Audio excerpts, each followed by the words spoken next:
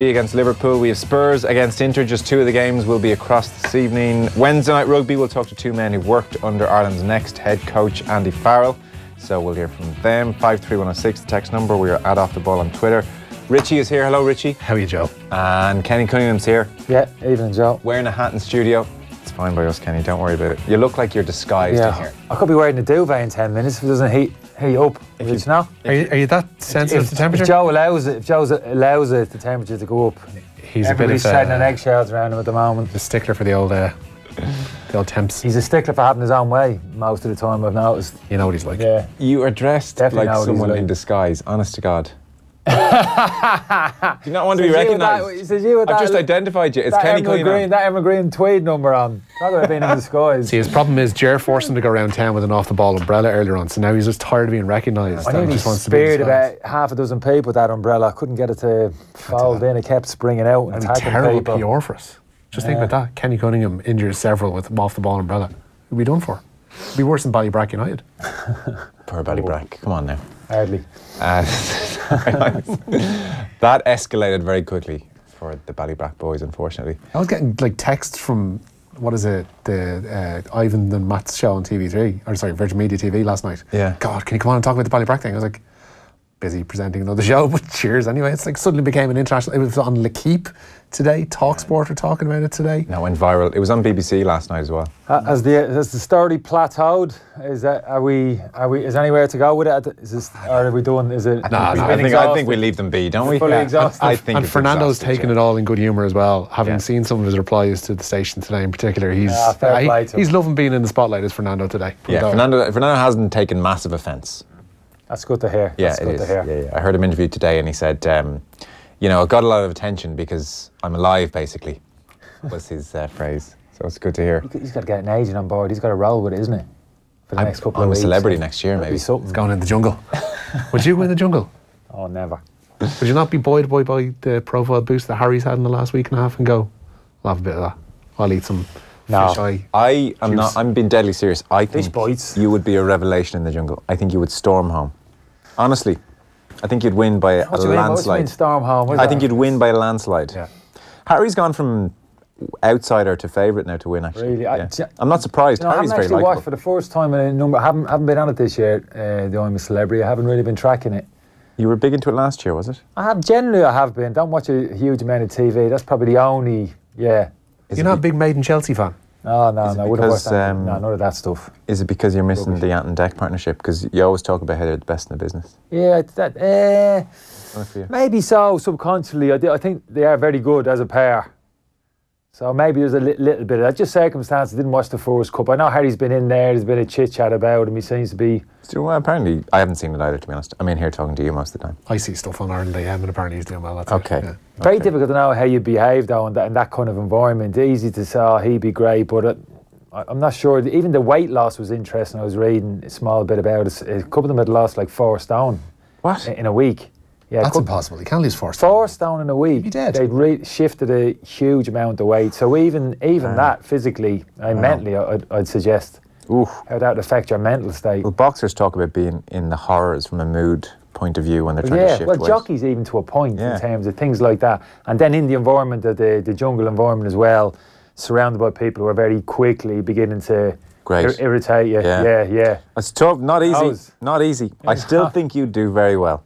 I think you'd be okay. I think you'd do okay with Deck. I think they should have brought you in there, not Holly. What do you reckon? Holly. I'd love to see Joe. Joe could pull that off. Joe could pull that off. Something like that. I'm a Celebrity. Dano and Nathai has been in touch. Well done. Never mind, I'm a celeb. Would Kenny not prefer the psychological warfare of Big Brother? Kenny's a lover, not a fighter. Yeah, I do find. I mean, look, I'll never be one of those things. Obviously, never be asked. That goes without saying. I'd say it could be asked. But in terms of that cycle, I do find a little bit interesting. Say the jungle or those Big Brother in terms of going in there and just kind of, just pushing people's buttons a little bit. You know, going a bit dark here, obviously, but just getting in there and starting to, get inside people's head and start pressing a few buttons and just see how they react. Maybe. Do you do maybe that? To a small degree. I'd do that in life. Some of the stuff you've said to me has been outrageous. Just testing them. I feel I've had a few prods today, actually. funny enough. For your amusement. I'd love to see it in there. Hey, so I was going to ask you about Damien Duff's comments about underage football. He was on the RTE panel last night. The panels are having a good time. So there was Duffer last night in good form, and then Brian Kerr this evening on Virgin Media gave Graham Souness a little education. He was talking about Spurs and their dodgy pitch.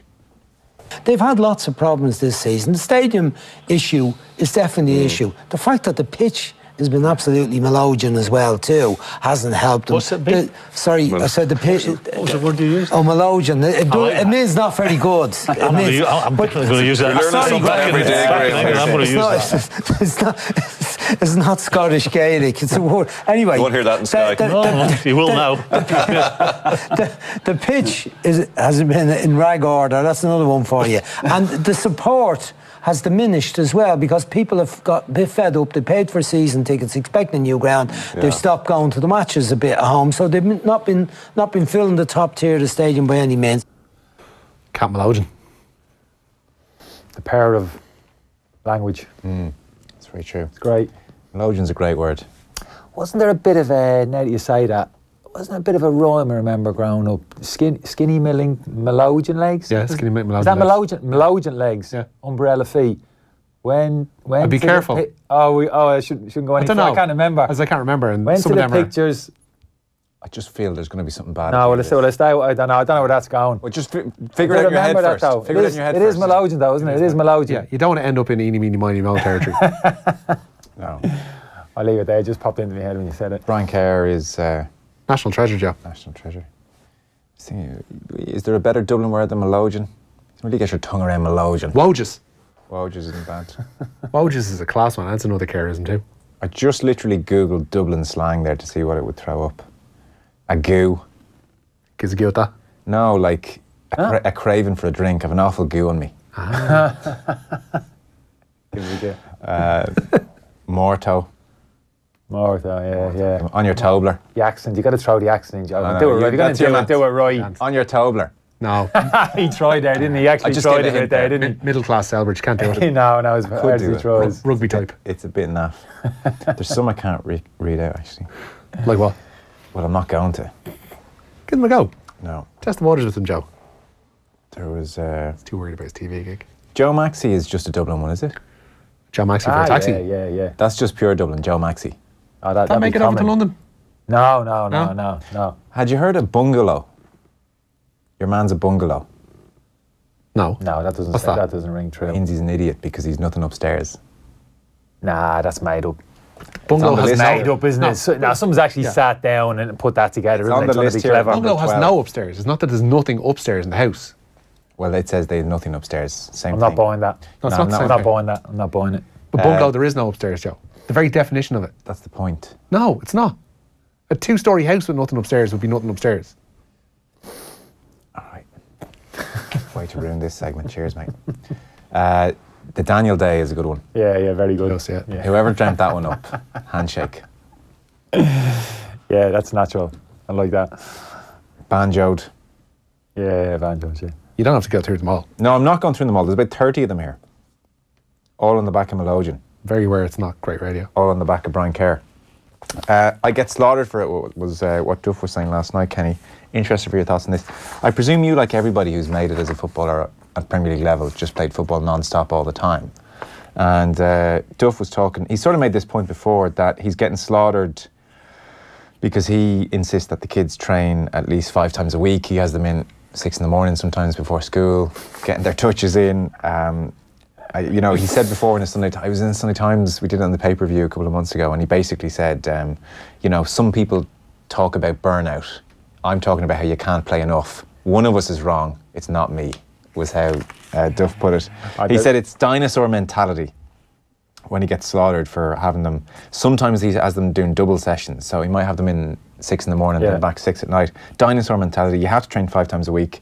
We went to play Chelsea during the season, so they train 7 times a week. Most teams here train twice a week, maybe 3 times. That's a problem already. Plus, you only do 6 months of football. For me, there should be about another 4 months on top of that. They don't touch the ball enough, and that's an absolute fact. Like Duff is absolutely talking about a player who wants to make a career in the game as opposed to someone who just wants to play football as part of a balanced life where they do other things, you know. Like Duff would have these lads playing 5, 6, 7 times a week to make it in the Premier League. You wouldn't be saying to Duff, oh, well, I've got piano lessons on Wednesday and then I'm doing my speech and drama and my swimming the other day, you know, that kind of thing. But if you want to make it, is what Duff's talking about, then it has to be 5, 6, 7 days a week. No, I think that's a fair point, actually. People talk about contact hours with the football, and you're right, it's probably a generational thing in terms of, say myself at a young age, contact hours with the football was school, obviously me club football, and even in terms of on the field, on the green. Yeah, exactly. You know, obviously nothing, some of it not particularly well structured, but in terms of contact hours, ball at your feet, touch, technical, all that type of things, there's plenty of that. So I think Damien's got a point in that regard. He wants to make it more structured because your generation certainly, and I'd say our generation, Richie and I's generation, was maybe one of the last ones. I was probably like 10, 12 when PlayStations came in for the first time, so that's all exacerbated now. But we were out an awful lot kicking around. And I suppose Duff's argument would be, with the current generation, really the vast majority of their football is structured. Whereas I would say from our generation and yours and behind, the majority of the football was actually not structured. It was just out in the green with the lads or whatever. Well, that's a good thing, obviously, because Damien's got them. As soon as Damien gets them into the football club, then he's in control in terms of the quality, the quality of the session that he's actually putting on. So, yeah, it's a combination of both good quality coaching and getting the right amount of hours. And it's no bad thing. I agree. I hear Damien speak quite a little bit. I think it's not a bad little thing, just in terms of just a little bit more of a hardened atmosphere around the kids. Like you're saying, very mollycoddled these days. The kids picked up, brought here, picked up, brought back. So just in terms of kind of mentality of the players, even in terms of like maybe drag them out of their beds at the hours in the morning, even in terms of how you deal with them on a one-to-one basis. I mean, 15 years of age for me is the time when they need to start learning about the game. Yeah, it's all about developing players as you go along, but 15, 16, 17, for me, you got to start laying it on the line. The intricacies involved. Yeah, but look, professional. You want to be a professional footballer, you want to survive in a professional landscape, well, you better harden up to what's coming down the road at you over the next 2 or 3 years. So just a little bit of that, and how do you deliver that to the players? Maybe in terms of how you walk them, how you treat them, how you speak to them. It's not so much, oh, would you mind? Do you think maybe we should? Let's ask your parent. You've got to get away from that a little bit. You've got to harden them up a little bit if they're going to survive in a professional environment. So that will be described as quite an old school. No, I don't think so, because I'm saying good structured training session, good quality coaching. But just a little sprinkling of that as well on top. I don't think is any bad, because you're not doing the kids any favours, because they're going to be in that kind of sheltered environment, 16, 17, 18, 19. They're going to step out of youth football into whatever it is, under 23s, reserve, into a man's game, and they're not going to know what's hit them, physically, mentally, what's coming their way. So I think you've got to prepare young kids for that to a certain extent as well. So a combination of both. And I've no problem to a large extent what Damien talks about, particularly with the hours. And if you can only get that very early, I mean, for the parents, obviously must a nuisance. Nuisance obviously, but the principle in terms of getting the players in and getting the hours together, no, I've no problem with it at all.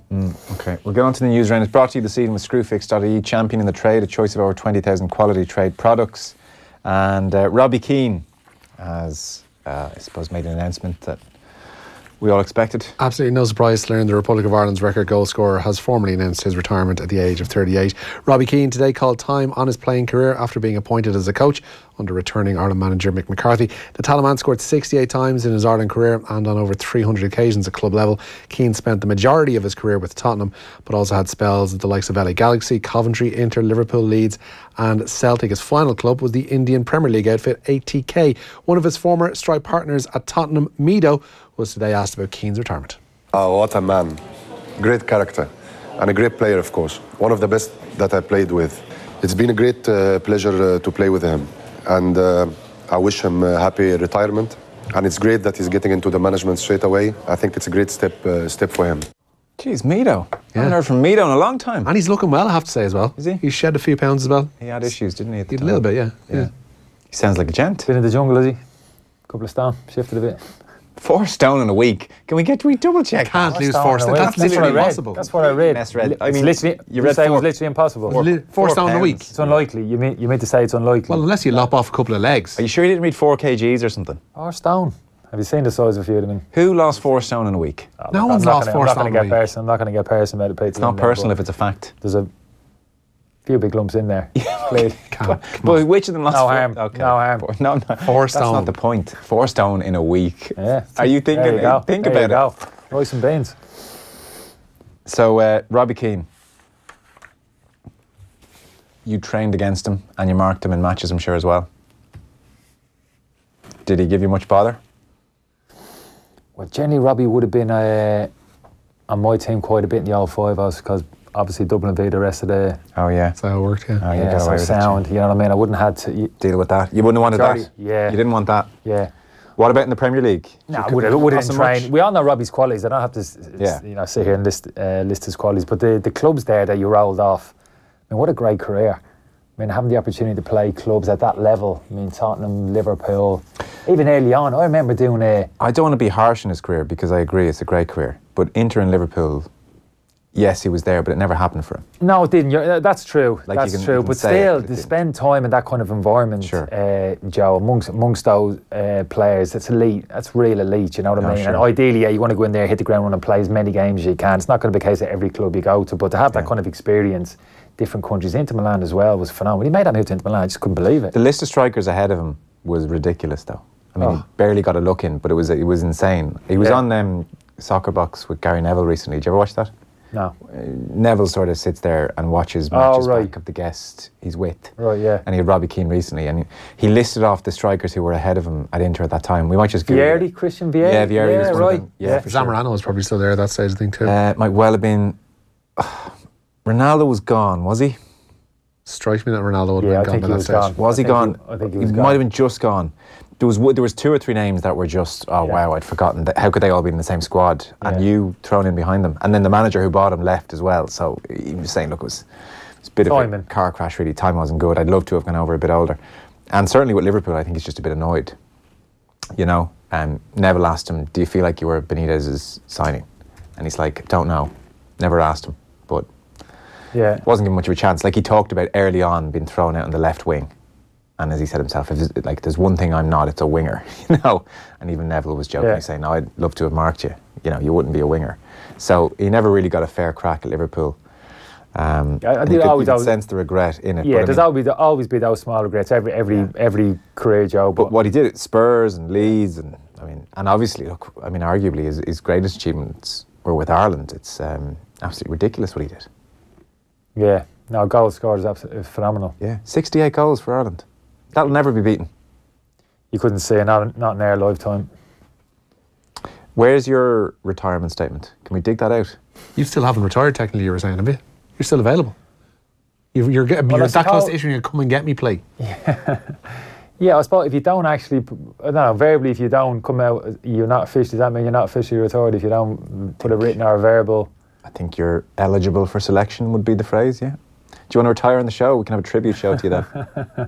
Go on and announce your retirement. To be honest with you, Joe, I actually, in all honesty, I think I actually retired 2 years before I actually finished playing, in all honesty. If you watch some of the quality performance in the last couple of years, I might as well have. Yeah. We're trying to grab a list here of the strikers who were at Inter. I have them here. It was the left footer. Christian Vieri, Alvaro Recoba. Recoba. Who could open a tin of beans with his left foot. Yeah. Hakan Şükür was there that year as well. Yeah. Zamorano was there but left. But it's not necessarily as stacked as it looked. Like the likes of Antonio Pacheco in there got a couple of games. Marco Ferrante, Corrado Colombo. Aside from that, you know, it's Corrado. You say Corrado Colombo. If you had a hung in there, like seeing off the likes of Hakan Şükür wouldn't have been beyond the rounds of possibility. Şükür, Vieri, Recoba. I mean, for what age was he going over? It was 97. I mean, he was a teenager. Yeah, he was young as well. You're 18, 19. Yeah. Try and deal with the language and Vieri. Robbie's remarkable confidence. Yeah, I remember like it was coming over to Ireland for some reason. I think he'd done a show. We were coming over to a game. We came over early. It might have been some. Talk show in Dublin, and I came with him. I don't know why. It might have been to hold his hand. Literally, Robbie might be only 17, but Robbie's confidence was amazing in his own ability, and I never had that at an early age, and I used to look at Robbie. I could understand to a point in terms of the ability that he had. Of course, that would give you confidence, but even players with kind of great individual skill down. Duffers didn't have it, that kind of self-confidence. He was a wonderful player at an early age, but he didn't have it. A little bit insular, not overly confident himself, but unbelievable ability. But Robbie was different. I mean, just Robbie, the way he carried himself and that little bit of a strut, shoulders out, even from a very young age. Yeah. Amazing, really. And well liked initially when he had that strut and he arrives in the scene with the strut, or did people think, hang on, who's this? Oh, no, the lads loved him. Okay. Because, you back it up, that's the thing. You come in with the strut and start giving the Billy, But Billy you can't. Time. Yeah, you can't back it up then, you fall flat in your face, but, you get ridiculed, but he could back it up and always did. Yeah. There was Niall Quinn told a story in his book where it was early on when Keane was in the camp and they was just warming up before training. They're doing loads of tricks, and he said that Robbie caught, Quinn said, me looking at him, and he knew I was looking at him, and then out of nowhere he starts going, "Watch this, old man. Can you do this, old man?" And starts doing all the flicks and tricks. Can you want to try that, old man? And again, Quinn sort of said you couldn't but love him, but it's a tight rope to walk. That kind of strut. Yeah, no, it's true. Yeah, but he had it. He had it, Robbie, and it was amazing because he didn't maybe as an athletic. He didn't spend a huge amount of time in the gym. Robbie stretched a little bit, he was really good. Could stretch. You could tell, very supple and things like that. Right. But wasn't overly interested in terms of time, physical condition, the gym, that type of thing. You wouldn't have been the quickest over 20 yards and saying, we'd all racing straight lines and that type of thing. You know what I mean? But great instincts. Yeah, game on. Yeah. But, right, lads, game on here. Instinctive stuff and just in terms, Robbie never struck me somebody particularly coached. We never were growing up in Dublin. Even Robbie's younger than me. I never got the feeling Robbie particularly been well coached. Schoolboy football in Dublin, parents, whoever it was, you do your bit. But in terms of real quality coaching, we never got it. But Robbie, some of the movements that he made, taking to the ball, spinning in behind, just dropping his shoulder, finding little pockets of space, playing on the half turn, that kind of instinctive stuff. Was amazing. Had at such a young age, you just see things early, sense situations where he needed to be, when he had to play 1-2 touch. It's fantastic. That's why actually funny. I'm very curious to see how he might or might not be able to pass on that knowledge verbally, or even on a training ground with the player. I think it'll be tough for him in a way. Yeah, it's not a given. It isn't a given because coaching is a skill set in itself, and those type of things, instinctive stuff, you know what I mean? That's exactly what it is, instinctive. They just don't give it any thought. Yeah. I think sometimes as a coach, you got to take a step back and try and, you know what I mean? You got to think it through. Will that be more difficult? And to break that down and to kind of, you know what I mean, pass it on to people and simplifying the structure. Yeah. That's not a given. It's not easy, but I'm sure Robbie will. Will that be more difficult given the fact that he never worked consistently under one coach? We see a lot of players who've worked under one serious manager for 5, 6, 7 years. Yeah. Given the way he moved around, given the way even at Tottenham, the way they chopped and changed their managers, he never had one set, I suppose, teacher to learn from. Yeah, but that's not a bad thing. I think, I'd flip it the other way, Rich, to be honest with you. Different managers coming in, foreign managers as well, going over to Italy, Italy as well, in between strikers over there in terms of quality, the movement. So, one thing I was really exposed to early on, I played for Ireland, playing against international teams, the quality of the movement, types of movement that I was seeing. I never saw it in England, straight up and down, running in behind, coming short the plane. That was pretty much it. Yeah.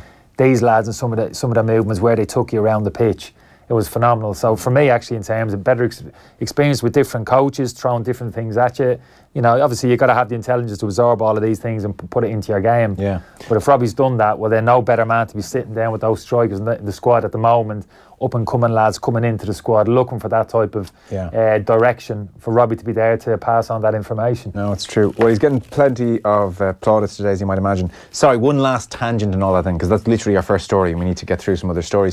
When you talk about the movement of the other international teams as opposed to, I guess, Irish and British movement, it strikes me you're implying that Irish and British movement wasn't that sophisticated as opposed to European movement or South American movement, that they were giving you tougher questions as a defender as opposed to British and Irish movement, or was... Yeah, I think so. Yeah, and I found that, you speak to over the years, start speaking to people who've played abroad and different things, and different lads from abroad used to come in to tell you about, and you lads who've played sometime on the continent, and you got a bit of an inkling that, from a very young age forwards, almost like being in school, in terms of really structure, in terms of their movement, what was expected up the pitch, areas to bring defenders. Yeah. And I didn't see a huge amount of that in relation to young forwards at the clubs I was at early on. Didn't see, yeah, you know, make yourself available, make it stick, drop off, spin in the box. You know, basic kind of stuff. All well and good, don't get me wrong. Yeah. But it was different. There was another layer on it when I came up against these strikers who played on your shoulder. You know, couldn't see it. They're always outside your peripheral vision. Right. Never came and stood in front of you where you could see them on the ball. We're always there, 4 or 5 yards to your right hand side. You always had to go looking for them. You know, had to take your eye off the ball to go looking for them. Knowing you had to take your eye to go back to the ball. Yeah. And that split second, then they'll be on the move across you, little things like that, you know what I mean? Yeah, no, it's totally. Very clever. Yeah, a nightmare to play against. There's been a raft of people in touch with us about the weight loss situation in I'm a Celebrity. So you were saying somebody lost 4 stone. This is what I read. You read wrong. Sorry, do you want to take that back? They've lost 4 stone combined. Which Not is one person. No way. I didn't read that. I didn't read it wrong. That's how it was written. I read it right. Hey lad, the 4 stone was combined weight loss of the whole camp, Louise. And then we have what looks to me like a Daily Mail article in. I'm a Celebrity. Stars have lost 4 stone after a week on basic rations, with Nick Knowles and Harry Redknapp amongst the biggest losers. And you took that as ambiguous. You could take that anyway, couldn't you? No, you literally Stars can't. have lost 4 stone. No, it says Stars have. No, it didn't say collectively. Did you say collectively? Collectively, the whole camp between them. Everyone combined. You've added that between them. You've added that now. You've added that. No, the article literally says. So ambiguous. That is so. That's literally the opposite of ambiguous. Oh, that's poor writing. That's sloppy. That's sloppy writing. Sloppy journalism. Lazy journalism. It is. It is. Yeah, it is. Okay. 4 stone in a week. They'd be in intensive care. They'd be dead. Okay, so the games tonight then? Liverpool walking a tightrope in Paris tonight. A win away to PSG would see Jurgen Klopp's side assured of a last 16 spot, but defeat would leave them desperately scrambling for a win at home to Napoli in a fortnight. Liverpool make 2 changes from the weekend, with Trent Alexander-Arnold and Xherdan Shaqiri dropping out of the side. Into the side come Jorginho Wijnaldum, James Milner and Jordan Henderson in midfield. Joe Gomez starts at right full, with Dejan Lovren in the centre of defence alongside Virgil van Dijk. Both Kylian Mbappe and Neymar fit for PSG tonight. That kicks off at 8, as does the other Group C encounter of Napoli and Red Star Belgrade. Meanwhile, Tottenham are in more urgent need of a victory, with Inter visiting Wembley in Group B tonight. A couple of changes for Spurs as well. Hugo Lloris starting in goal. Back four, Serge Aurier, Toby Alderweireld, Jan Vertonghen and Ben Davies. Harry Winks and Moussa Sissoko start in midfield. There's no Christian Eriksen. He's on the bench, with Eric Lamela, Dele Alli and Lucas Moura in behind Harry Kane. Elsewhere, leaders Barca away to PSV Eindhoven in Group B. We'll talk about those games in a couple of minutes' time. 5:55 kick-off at the Wanda Metropolitano in Group A, where it's currently Atletico Madrid 2, Monaco 0. Monaco continuing to struggle under Thierry Henry in Europe. Borussia Dortmund will secure their last 16 spot with a win at home, with a point, at home to Bruges tonight. Also, a 5:55 start in Moscow, where Lokomotiv lead Galatasaray by 2-0. That result will be good enough to see Schalke confirmed as the other side to go through from that group. They play Porto from 8. Meanwhile, interesting news today from the houses of the Oireachtas. An Oireachtas committee wants to call in FAI boss John Delaney to discuss the governance of the organisation. The Committee on Transport, Tourism and Sport agreed to write to Delaney today, asking him to appear before TDs and senators. It follows a request from TD Catherine Murphy to discuss the governance and strategies of the FAI, as well as challenges domestically and internationally. Other senior members of the FAI may also be called in to give evidence, with the meeting likely to happen in the new year. That'll be interesting viewing. If it is anything like the last time he was in with Pádraig Duffy and Philip Brown, it won't be worth watching. It was an embarrassment. I mean, it was. We spent a good half hour in the show talking about just how awful it was that time. Yeah, they'd clearly gone in with having the three of them there at the one time was a complete nonsense and a complete fudge. Just all over the shop. Nothing was touched upon. But the fact that this seems more focused on the FAI. Yeah, no, it does. There was just a bunch of politicians in there who hadn't even talked to each other about how they were going to go about it. Just random questions here and there. And John, would you say the Qatar thing will be okay, or in the end, what do you think? It's pretty accurate, that actually. It's better than your Dublin voice. That's a far better that Dublin attempt earlier. I can do Dublin voice, no problem for you. I'll ambush it with you. I'm not doing it on the spot for you though. Okay. But you'll get it, Kenny, don't worry. But it was dreadful the last time, so we'll see how he gets on this time. The proposed rule changes in football, Gaelic football that is, may not make it as far as next year's Allianz Leagues. Following a meeting today of the GAA and GPA officials, they've agreed to further review the changes after January's provincial pre-season competitions. GPA membership, as we mentioned before, strongly against some of the rule changes, with 96% opposed to the limit to 3 consecutive hand passes. The proposals will now be reviewed at the next scheduled meeting of the GAA or Corlia, and that is on January the 19th. So the pre-season competitions will have the new proposed rules, and then they'll decide whether or not to put them in the league. pretty much. Okay, fair Yeah. enough. I think that was always going to be the case anyway, actually. Yeah, they basically clarified it, I think. Today they've formalised that plan today. Meanwhile, Roscommon members of the Club Players Association are seeking an urgent meeting with GAA Director General Tom Ryan. They say they're disgusted and disappointed by GAA Central Council's rejection of Roscommon's blank canvas motion last weekend. The motion in question called for a select committee to conduct an overall review of the National Games programme, but received just 4 votes in favour. Roscommon members of the CPA say the Central Council decision was, quote, a clear sign of contempt, leaving them both angry and frustrated. So that's right. The 4 stone thing's kicking off. We'll leave it be. Who's on about it? Well, somebody just wants to know what would happen to you physically if you lost 4 stone in a week. Could you survive it? Depends where your starting point is. It would really, yeah. Kenny, like we're talking about, we've just been at his weight. I couldn't lose. Clearly, yeah. Obviously, you're kind of a bit of timber. For me, as long as you're taking your water on board, you're kind of fully hydrated during the process. I think so. You do well to lose 4 stone a week. Like you just not eating. The treadmill. You need to have a rower in the jungle and a treadmill. Yeah. I think that's all the thing as well. I don't think not eating would be enough to lose 4 stone. No, I think you're probably right. A little bit of aerobic activity. And did that not occur to you when you read the piece? No. Did you not go 4 stone? It's not. It's so badly written. It's just so much open to interpretation. Can you not just admit you're wrong? Where'd you read this? Have a guess. Have a guess where I read it. Not sure. In a paper. Not sure I showed out loud. Dave Massey booked the trend at Dundalk this week by signing a new contract at Oriel Park. The left back has penned a 2-year extension with the double winners. Massey was one of former manager Stephen Kenny's first signings at the club way back in the mists of time in 2013. Have you seen much of Massey? Really good player. Yeah, a couple of great signings there. Sean Gannon was the same when he got into 2 fullbacks there. I think they've been great for the last couple of years. Remarkably consistent to do. Oh, there was a time when Stewie Byrne was saying that Massey was very, very close to deserving a place in the Irish squad. Yeah, especially when we weren't overly full at left back either. Yeah, absolutely. Yeah. I mean, Enda Stevens was the same. I mean, Enda was playing well at Rovers at the time. I think there was a couple of little mentions. He's playing well. He deserves a mention. Boom, boom, boom. Some people, Of course, he drops over to England. Heads over to England. Theologian. Bounces around, and then all of a sudden he's in, and people talking about actually being a starter for over the next March. Got a good chance of making the starting 11. And rightly so, you can make a strong argument for it. So. People, it's too quick to talk down players. Just because exactly. They're in the league. They're in the league for a reason. Yeah. A big step up. Boom, boom, boom. But don't get carried away. Like, just look at the individual quality which they have. Give another example. Ronan Curtis. Yeah. Right. Saw Ronan Curtis play for Derry at Delhiman Park not too long ago. Only a few months ago. Just before he went off to Portsmouth. Had a look at him. Thought, lad's got real ability. You could see he was being linked to with Portsmouth. He was linked with Ostersons a couple of clubs, yeah, so he's nowhere near the senior squad. Absolutely nowhere. No one was even talking about him in the same breath as being in the international squad. He's gone to Portsmouth and won about a month, started the season well. Within a month, he's in a provisional squad. Yeah. Now that lad is the same player in a Portsmouth jersey than he was with Derry a couple of months ago. Sure. But now suddenly people look at him and view him the same. Oh, he's different. Yeah. He's playing in England. He's playing at a better level. We've got to consider him. And I don't understand that. Yeah, players can go over. They can become better. They can improve themselves. And over a period of time, then they can be ready to bounce international football. I think it's fair Some players, they're good examples of why we should take lads born seriously playing in this league. Boom, boom, boom. Next Friday, December 7th, I should tell you, we're going to be live from the home of Dolphin Rugby Club. So Musgrave Park for the latest Off the Ball Roadshow. In association with Heineken Rugby Club, we'll be previewing Munster's Heineken Champions Cup clash with Cass that weekend in the company of some Dolphin and Munster legends. If you want to be there too, you can go to offtheball.com/events. So that's the latest Off the Ball Roadshow in association with Heineken Rugby Club. We're back in just a second.